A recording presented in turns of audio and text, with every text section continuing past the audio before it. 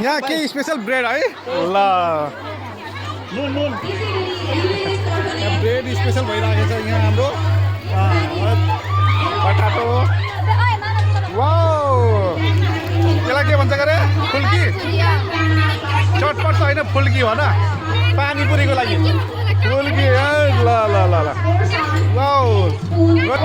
black tea र समोसा यता बन्दैछ गर्मी भयो कि यहाँ यसो टेन्ट राख्नुपर्ने के ल ल यहाँ ल खट्नुपर्छ ओ यो कसले खाने हो यो रातो भात कसले खाने हो ल यहाँ कुपनमा पनि व्यापक भिड छ